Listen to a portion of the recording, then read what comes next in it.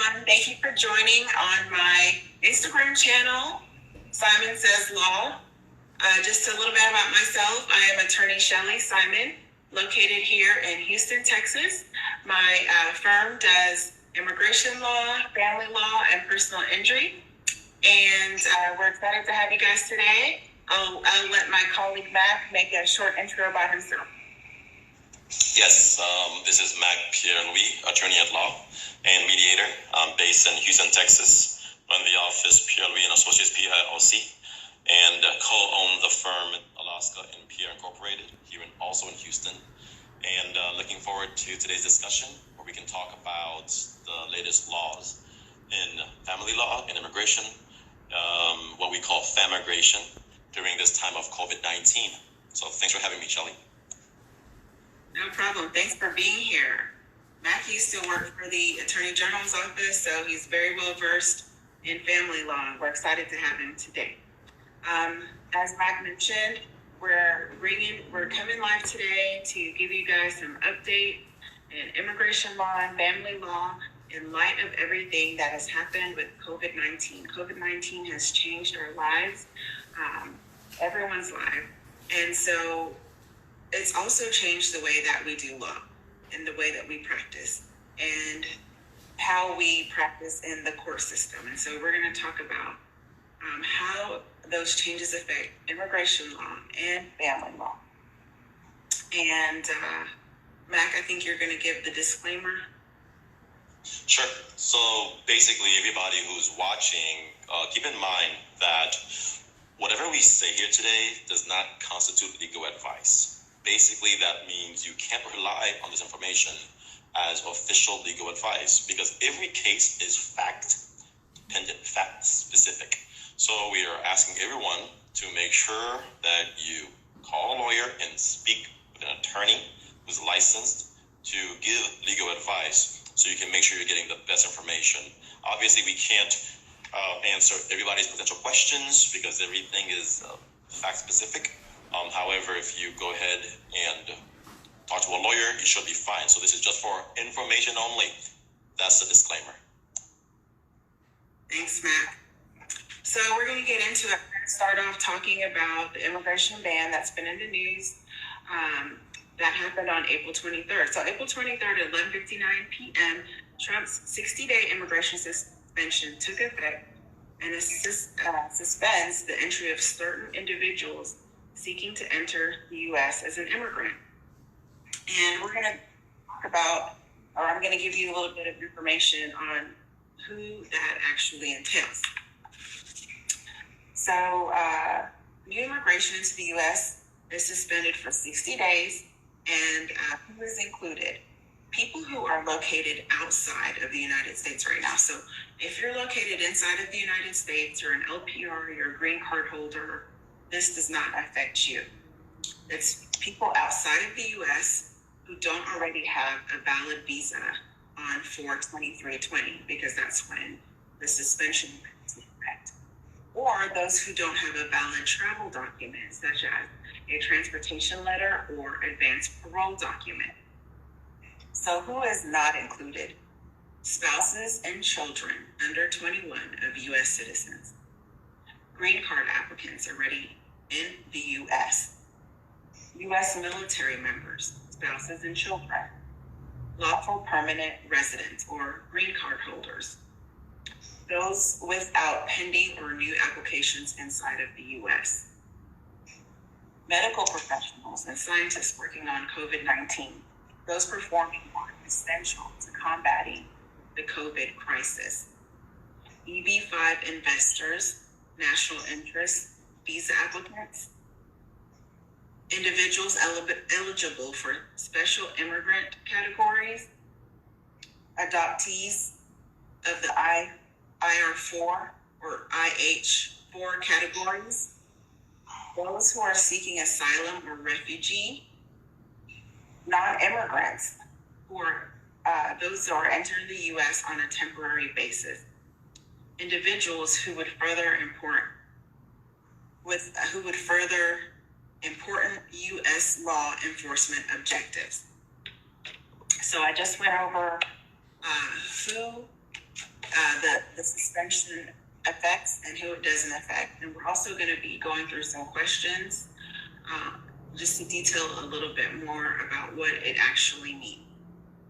The irony about Trump issuing the suspension is that nearly all forms of temporary and permanent immigration in the U.S. have already been suspended as a result of the coronavirus pandemic. For example, there are virtually no permanent or temporary visas being processed abroad in U.S. consulates, except for the temporary H-2A visas for migrant farm workers. And there have already been travel restrictions in place, I'm sure as you know, with numerous countries. Non-essential travel is restricted, and asylum seekers are not being allowed to enter the U.S. So some critics have said that this is really just symbolic in nature. A lot of the functions of immigration have been suspended a little bit just due to the coronavirus.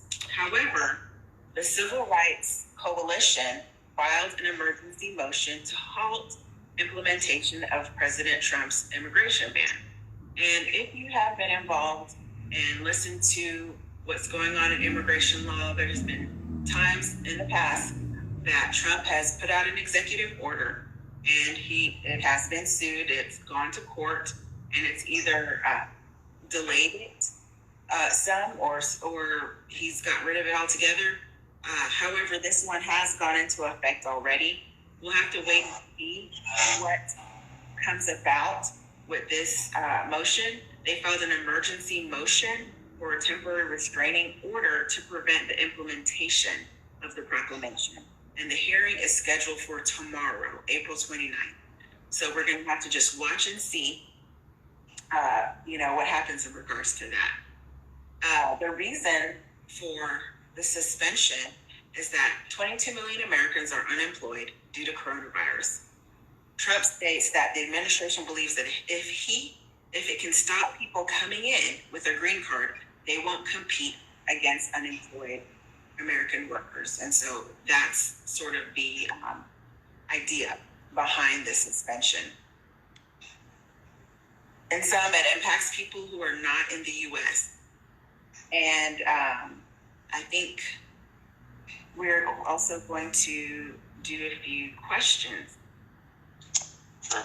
So I got one question as we discuss this. Let's say I have a visa, okay, but I haven't yet made it into the U.S. So does this ban apply to me, or will I have to stay out?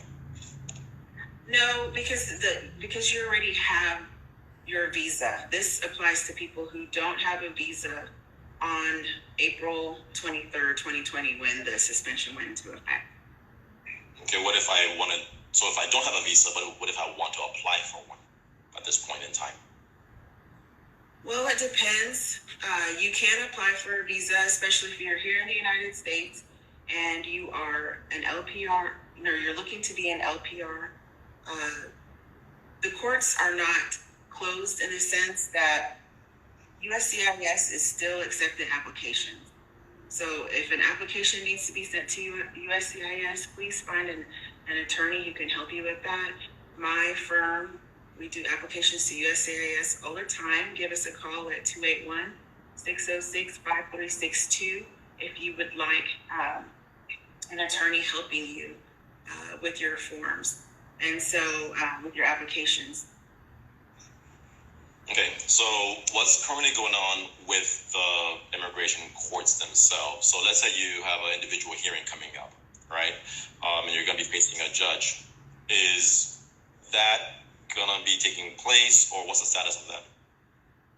I have quite a few clients who have individual hearings, and it really just depends on when your hearing date is. If you have a master hearing, individual hearing, they have postponed hearing dates that were in April and some in May.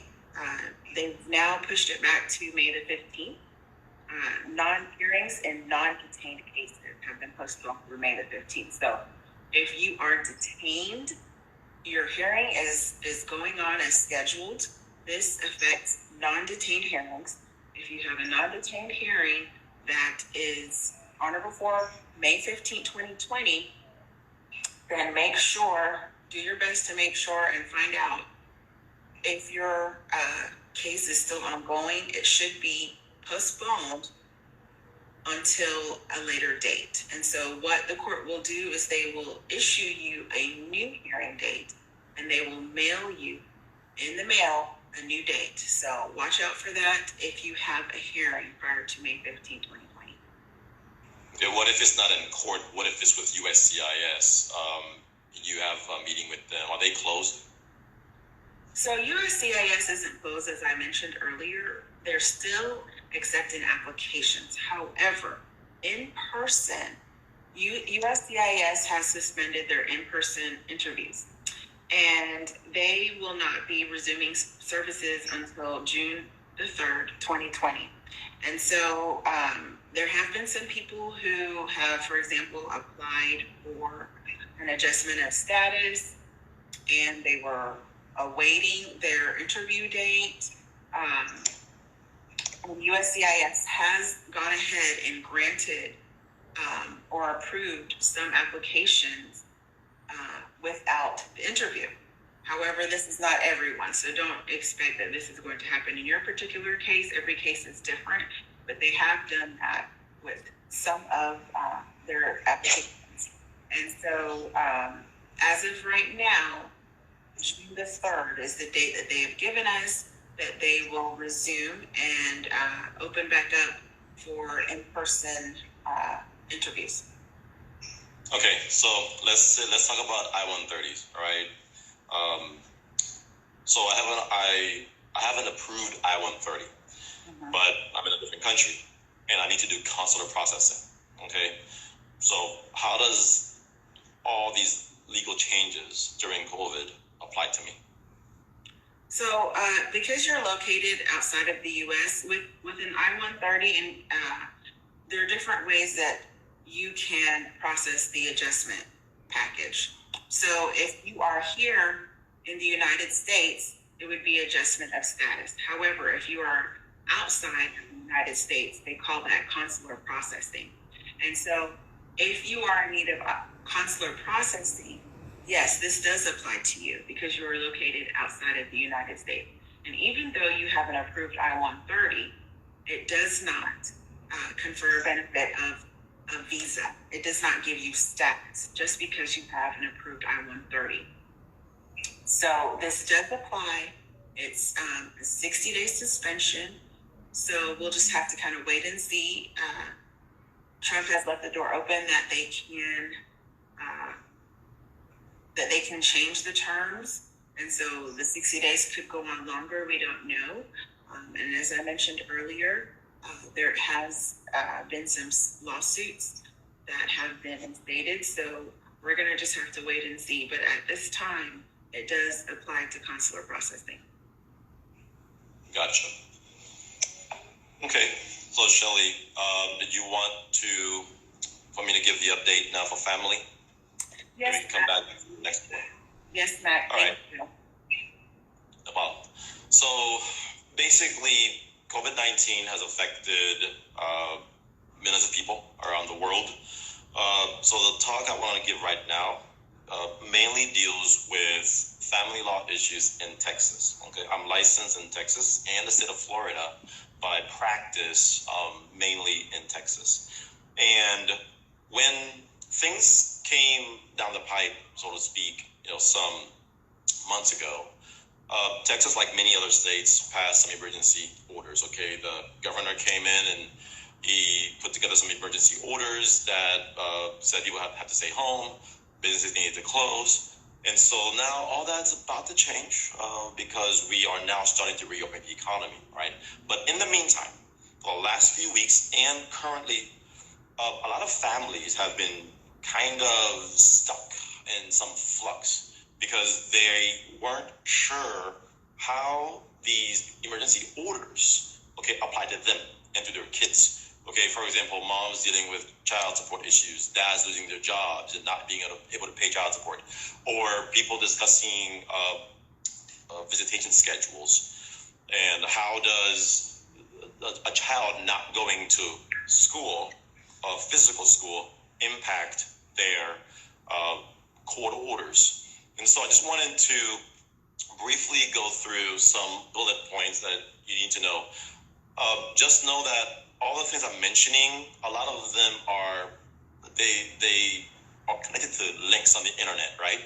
So I put my links on one of my websites, yourchildsupportlawyer.com/information. Again, yourchildsupportlawyer.com/information.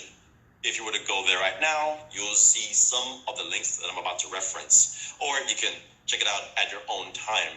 So just know this, for Harris County, where we are physically located right now, all right, the main courthouses downtown, the civil, the criminal, the juvenile courthouses, they are closed on Fridays now, and they're only open from Monday to Thursday. And those 4 days a week, the hours are limited to just 7 to 6 p.m. And the family district courts, where the majority of divorces and custodies and modifications and those things happen, the family district courts are taking their cues from the Supreme Court of Texas. The Supreme Court, some weeks back, they started passing these emergency orders regarding how the courts are to function locally. Okay, so keep in mind, your local courts that deal with the family issues are listening to the Supreme Court in Austin that's passing emergency orders on what people need to do, all right? Because this is a state of emergency and no one really knows when a courthouse is closed, well, what's supposed to happen? When's my court hearing? Can I still sue people? Can I be served? All these questions are answered in the Supreme Court's emergency orders. So they provided a website online, and if you go to txcourts.gov, there's plenty of links there, and one of them, which is again highlighted on my website, yourchildsupportlawyer.com/information, one of them contains all of the emergency orders that have come out. Okay, so the most recent one, let's talk about that one. One of the questions we get repeated over and over and over again are from, let's say, moms who say things like, hey, what if dad loses his job? Am I going to get child support anymore? Or another question maybe comes from dads who might say, hey, mom's not letting me see my kid, and she claims that it's because I'm a cop and I work around people who might, be in the public, or I'm a first responder. Well, does that trump my access rights, my visitation schedule? So let's go specifically to what page 2 of the emergency order says, and I'll just read it for you right now. You can read it yourself. Okay, it says, in determining a parent's right to possession of and access to a child under a court-ordered possession schedule in a suit affecting the parent-child relationship, the existing trial court order shall control in all instances. Possession of and access to a child shall not be affected by any shelter-in-place order or any other restricting movement issued by a governmental entity that arises from the pandemic. The original published school schedule shall also control, and possession and access, like visitation, shall not be affected by the school's closure that arises from the pandemic. Nothing prevents parties from altering a possession schedule by agreement. So basically, your court order still stands. Follow it, okay? The pandemic doesn't change your court order. You have to still follow it with regards to kids, okay? And your visitation schedule doesn't change. Still follow it. What about the schools? Because schools are closed. Again, schools might be closed physically, but a whole lot of them are doing virtual education, right? So you need to follow the school calendar that was in effect before the pandemic started. So as long as you abide by your court order as written, and as long as you follow the school calendar as it was published before the pandemic, you should be fine. That's following the law. Now, every case is fact dependent. Okay, so you have to take what I'm saying with a little bit of a grain of salt. Call a lawyer if something rises to the level where it needs judicial intervention, because it might. You might need to file some emergency motions to go to court and ask the judge to review your case. You might have to do that. But currently speaking, most people should have a problem. They need to just follow their court orders as written, okay? The other thing is that the Supreme Court specifically says that you guys can do whatever you want by agreement as parents. That's a good thing. Look, if there was ever a time for parents to kind of work together and, for the betterment of their kids, for the protection of their kids, this is it.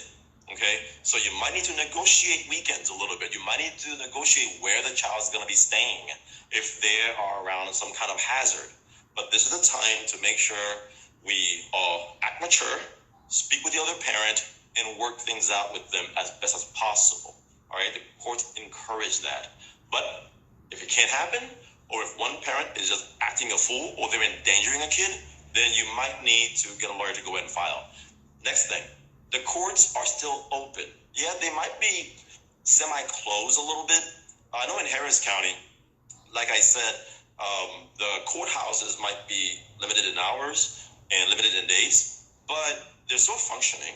In fact, the Harris County District Courts recently passed several emergency orders that basically said they're going to be hearing essential matters in the courthouse. Non-essential matters can wait.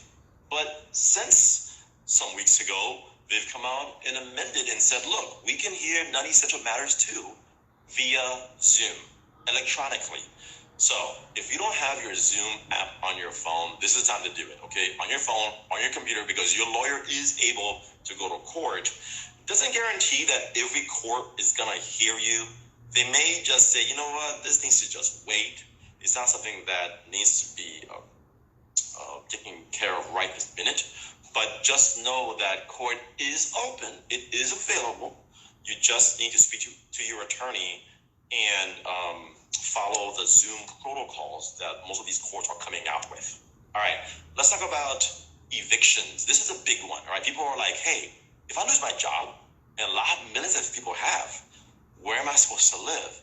Can my landlord kick me out? All right, pretty easy. Go to the same latest Supreme Court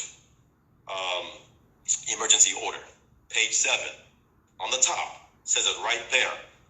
Until, and I'll go right to that document, but I believe it's until May 18th.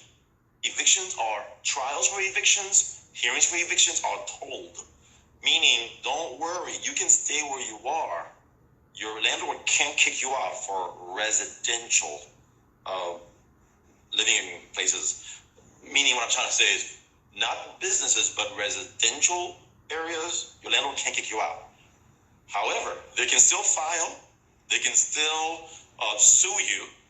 You just can't be served until after May 18th. And you don't have to worry about being kicked out of your home until that time. So at least make sure that you're working on some kind of payment plan, some kind of arrangement with your landlord so that you're not going to have problems later on, because a lot of these bills and debts are going to catch up with a lot of people.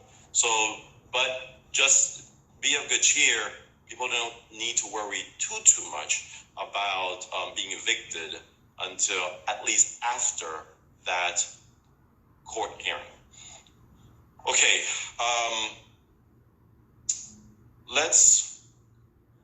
So I wanted to ask you some questions. Thank you so much for your presentation. I wanted to ask you some typical questions that people have during the time. And you did mention a little bit about the family courts. I think, did you get to cover everything? Or a lot of people are asking, hey, are the family courts open? You know, can I still file my divorce? Can I still file a petition? You know, what would you say to those people who are asking what's going on with the family courts and their operation? So the district court in Harris County anyway, and I'm speaking for Harris County, and this is very similar to many courts around the state, but the district courts are still accepting lawsuits, okay? You can file whatever you gotta file, not a problem. The question is whether or not you're going to have a hearing on it anytime soon in front of a judge. And this is why where I mentioned that Zoom hearings are a possibility.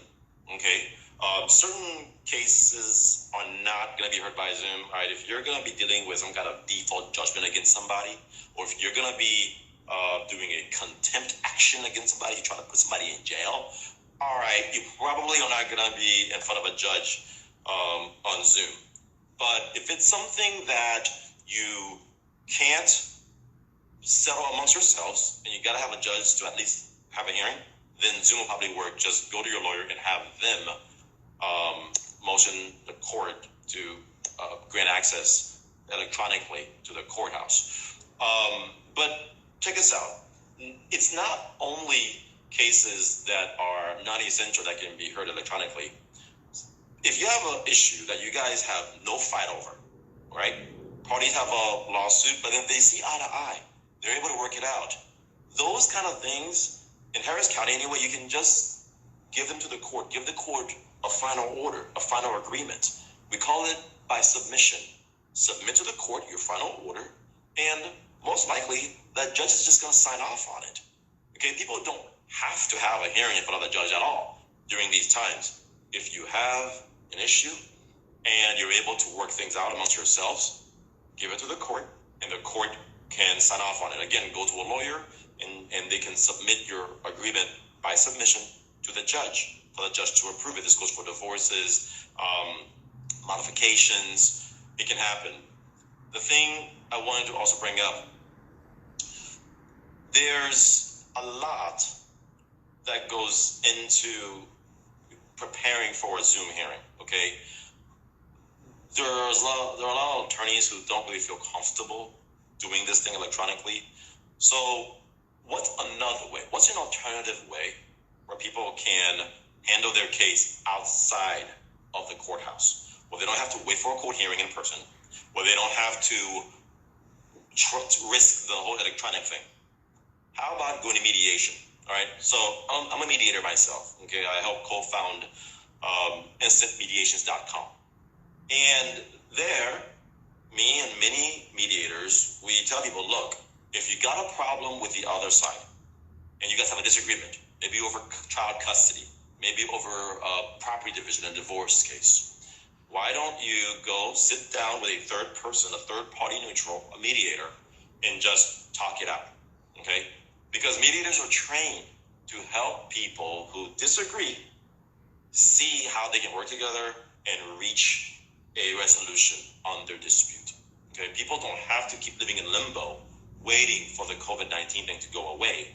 They can go sit down with a mediator. In fact, this can be done really easy. Do it electronically. You don't even have to go to a mediator's office. You can just do Zoom. That's what we do at instantmediations.com. We use Zoom to connect with people. They can stay in their own home comfortably, and they will have an opportunity to come together and talk through the mediator, who will be able to help them reconcile their differences. And if the parties can come to an agreement, that agreement can be given to the judge by submission for the judge to approve it, and your case is over.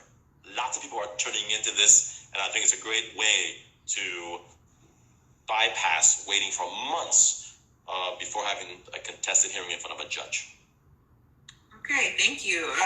Another question that's popping up is, domestic violence.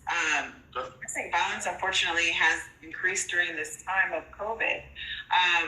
If someone is asking, I'm being abused at home, what are their options right now? What can they do? Okay, so domestic violence does spike during these times, and people should just know that the courthouse is still open. Okay, a person who's being battered and abused, first they need to call the police. Okay, but they also need to go to court and ask for a protective order. In Harris County, we have the 280th District Court. That court hears domestic violence cases all the time, and so you can still file and you can still have a hearing. Okay, things can be done in the 280th, even electronically. I was reviewing this today in the 280th District Court's protocol that they put out recently. pertaining to how they're going to be handling cases that are this sensitive electronically via Zoom. The good news is that they're not going to be broadcasting this stuff on the internet. Okay, so because some people were concerned that their court hearing would be opened up to YouTube. Well, don't worry about that. Family violence cases can be heard. You just need to take that extra step and proceed by asking for help. And you may need to call a lawyer to address that for you, to file, to help protect you. And this can kind of this area can kind of cross over with FAMIGRATION, where, you know, there's a little bit of family and also an immigration as well. No, absolutely. So what do you say, Shelly? Let's say you are an immigrant and you have a spouse who's a U.S. citizen, right? And so you were getting your green card through them, but you're in the unfortunate circumstance of being abused by them during this time. What can you do? Yes, it's a very unfortunate situation, but we do. There is something called VAWA, Violence Against Women's Act, and it's not just for women. There are men who are also abused by their USC spouse, and they have the option of having a visa available to them as relief. Obviously, if you're in an abusive situation, you need to be safe. You need to call the police. You know, you may need to get a protective order. You may need to, you know, cross over basically to the civil side, the family side, and make sure that you're safe. But there are options available for immigrants who are looking to, you know, adjust their status. They're married to a U.S. citizen, adjust their status, and get their green card. And the really great thing, or the really different thing about VAWA is that it doesn't matter if you came into the country undocumented. And it is something that is very private. And so you don't have to alert your abuser that you are applying for this relief. So they try to be sensitive to the situation. So if you are in this unfortunate situation and you are looking to get a green card, you may be in an abusive situation with a spouse, give my office a call at 281-606-5362. We have translations available in Spanish and also in Haitian Creole. I have a lot of Haitian Creole clients. My husband actually is a Haitian, so if you are in need of immigration services, please give my office a call. Thanks, Shelly. Shout out to all the Haitians in the house. All right, Sakmase, anybody out there? Yeah. So I guess one last issue we can touch on, Shelly, and before we go back to some questions back to you for immigration, is the current status of our offices, right? Speaking of you telling people they can call you. So a lot of offices have been kind of closed the last number of weeks. When we say offices, we mean law firms. So our office never officially closed down. However, things were, let's just say, a little more stressful than usual, just because, I mean, if you can't go to court, your hands are kind of tied as a family law litigator. But on May 1st, this Friday, Governor Abbott just held a press conference yesterday that basically said that they're trying to open up Texas for business, okay? And on yourchildsupport.lawyer.com/info, I have some links to the governor's report that came out. But with regards to small firms or small businesses, sole proprietors, single person offices, there's guidelines on how law firms and other small offices around the state can open up to meet clients, to meet the demand that there are for attorneys, okay? Because in my opinion, lawyers are an essential service, and justice doesn't sleep. So we always have to be available to give people help. So at my office, what are we gonna do? Same thing that the protocols list in the governor's report, and same thing that many lawyers are doing around the state. That is, we're going to stay 6 feet apart. We're going to advise that you put on a face mask. We're going to make sure you have hand sanitizer, and we're going to meet in the office. If you got to have a meeting in person, we can do it. But we got to be careful because we don't want anybody getting sick. All right? The other thing is, if you are working with a business like a law firm that is a service-oriented business, there is literally nothing that you can't do online these days, virtually, okay?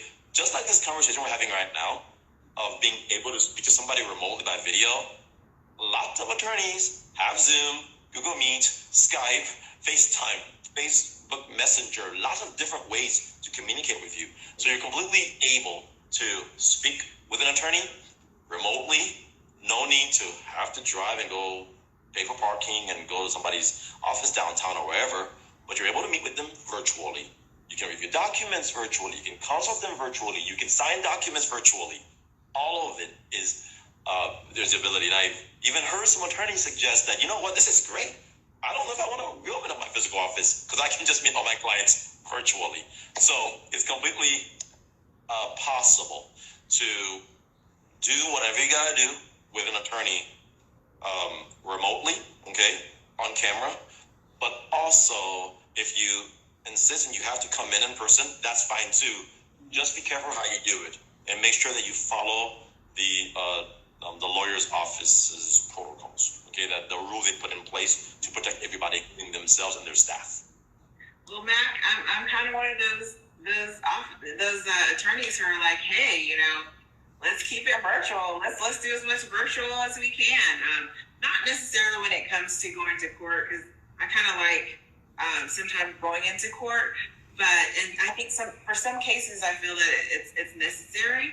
But you know, a lot of times clients, not, you know, outside of COVID, they may be busy with work or with family, and so I definitely offer that to my clients, and I have signed several clients without meeting them. I do a virtual consultation with them via phone, or if they would like, video, and we talk about their case. And I send them the contract to sign. They can sign on their phone. They submit the documents needed to me. They can email me. And, you know, the family courts, you can do e-filing. Immigration courts, they've changed some of the ways that they do things. With the Houston Immigration Court, they don't have e-filing at the moment, but due to COVID, they do email filing. So you can file via email. And so even though we are doing things in a different way, if you want to social distance and if you want to still, you know, take precautions, that is not a problem. Able to do that. We're all set up, as I know you are as well, Mac. And so if you are wanting to start your case, you are able to do that as soon as you can. You can do it today if you want. You can give us a call. Yeah. So how will somebody get started? For example, let's say they want to do adjustment of status. First, can you lay the groundwork, explain to people what is an adjustment of status? What does that mean? And then what can they do right now with regards to that for immigration? Yeah, a typical adjustment case would be a marriage-based case for immigration.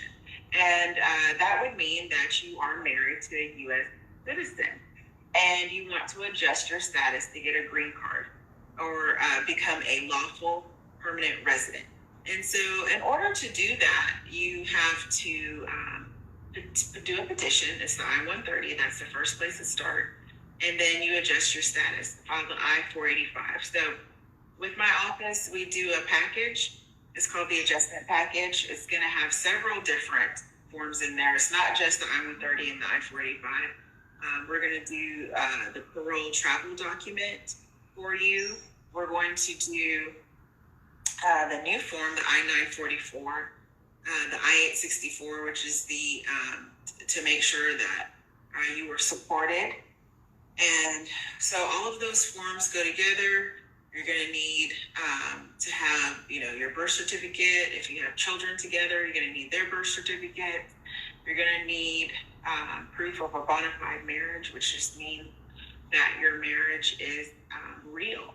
And so the government wants to see that. And so able to, walk you through that process. I just explained pretty much the process. And like Max said, with my clients, a lot of times you're going to need, it's very document heavy in immigration. You're going to need to either scan those documents to me, or my office is open during limited times to where you can drop off those documents to be scanned if you needed to drop off documents. And so we make it happen. We make it work. COVID-19 is not going to stop. As you said earlier, justice has to be served. Immigrants need their green cards. So we're working hard. We're still working. We're still doing everything that we need to do to get people the documents that they need. Okay, let's talk a little bit about the diversity visa lottery. Okay, there's a program out there that admits a certain number of people into the country. How has COVID-19 impacted the diversity visa lottery program? So the diversity visa lottery program has been suspended due to COVID-19. It issues about 50,000 visas each year, and it is suspended since those individuals are located outside of the United States right now. And so we'll just have to keep watching and see what happens after the 60 days.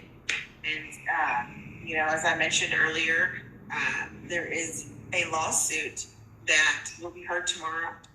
And so definitely go back and look at the beginning of the video if you want to get some more information on who the ban applies to and who it doesn't apply to. But if you need your specific situation to be looked at, definitely give my office a call at 281-606-5362.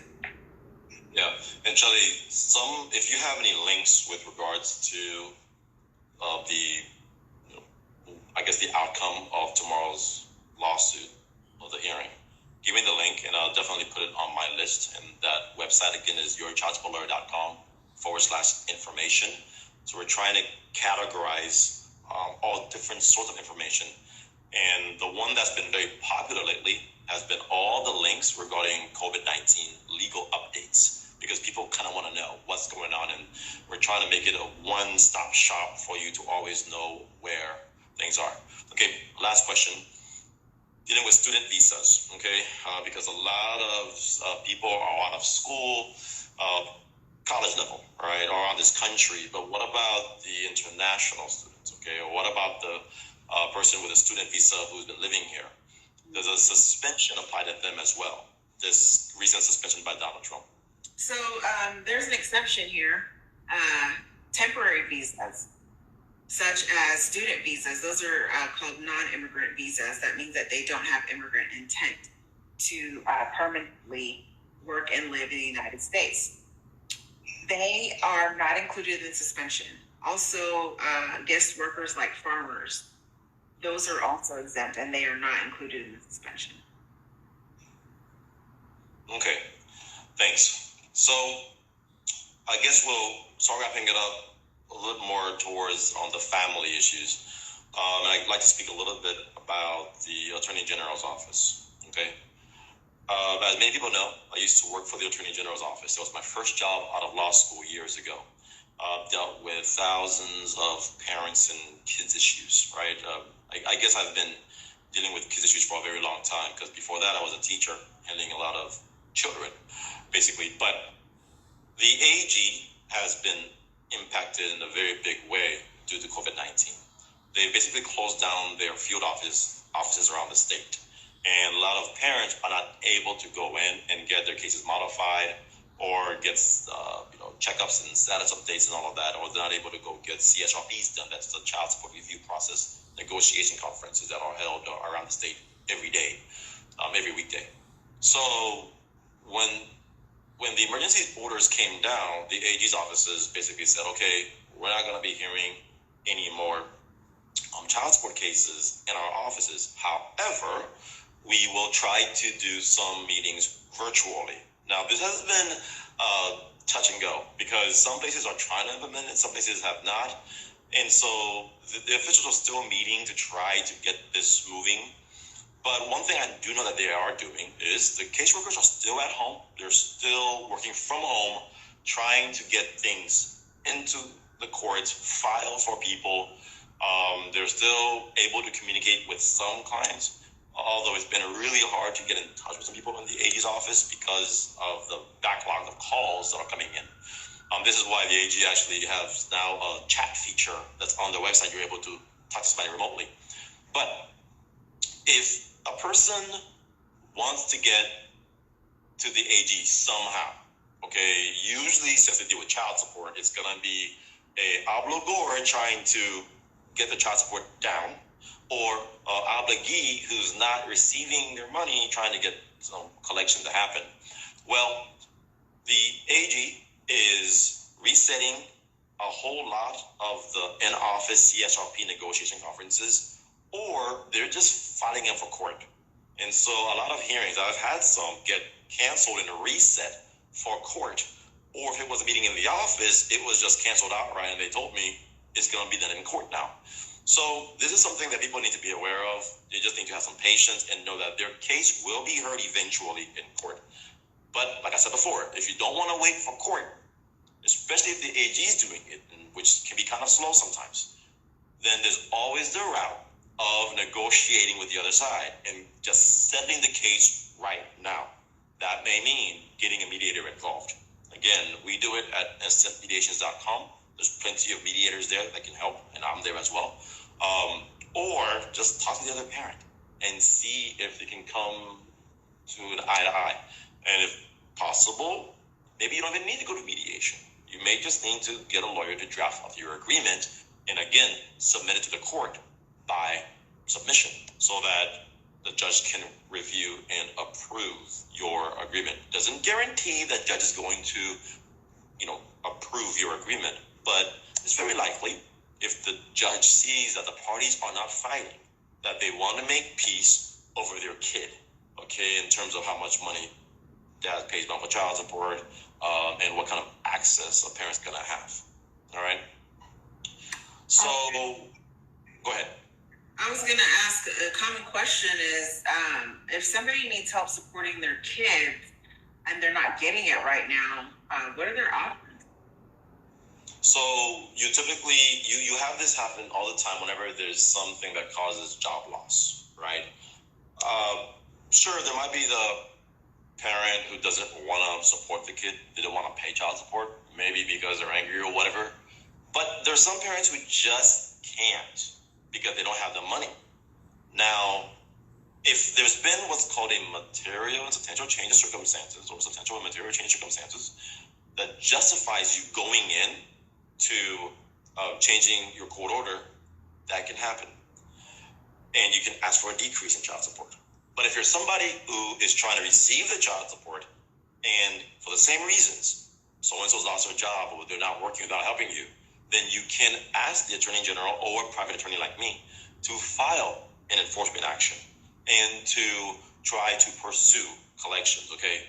I don't think too many enforcements are going to be heard right this moment because of what's going on, because we're going to assume a certain amount of good faith here. We can't assume that everybody who's not paying child support is just choosing not to pay it intentionally. A lot of people just can't because of what's going on. But just know that you do have relief. You just got to file it in court. And hopefully people will start getting their jobs back when the economy starts reopening up May 1st. And hopefully that will then, put aside all these concerns that a lot of parents have about, hey, how are you going to help feed our kids? This is one of these points we got to make. Child support was never intended to help an adult person live off of. Okay, it's meant to be child support. So therefore, it's supposed to be, in a way, help money. And a lot of times when people, live a certain way to kind of assume that the child support check's always going to be guaranteed to come in, and then it's gone, that can cause a shock. So this is why, don't put all your eggs in one basket. You got to diversify. You got to make sure that you have other income coming in to help take care of kids. Because once child support check gets canceled, it can create a lot of havoc.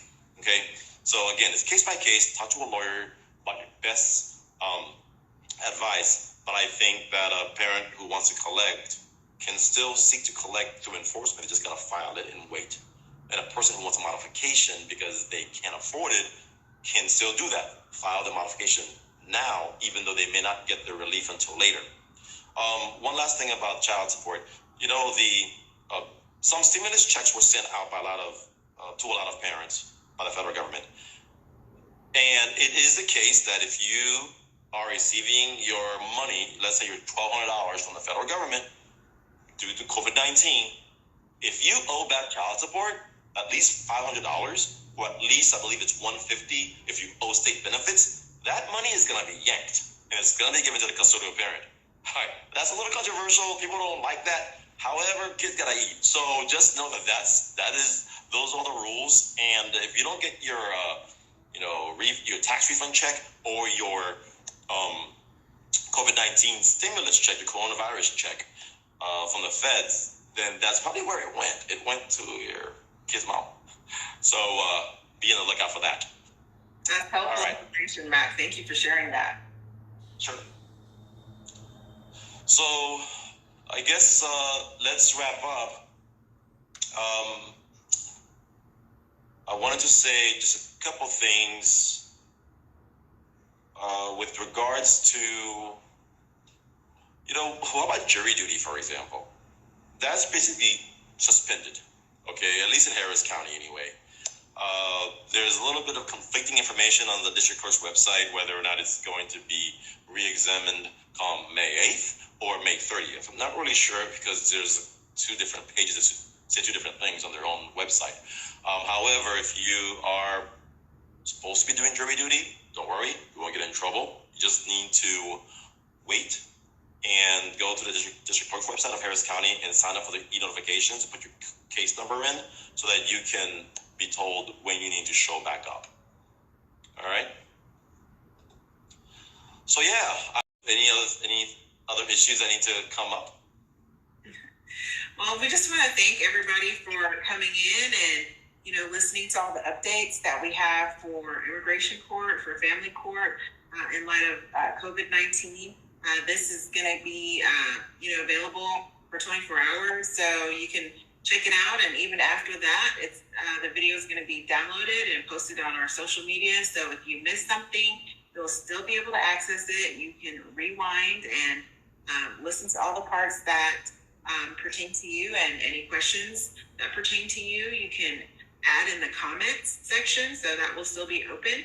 And if you are in need of immigration services, please call my law office at 281-606-5362, and you can also find me on my website, www.shelleysimonlaw.com.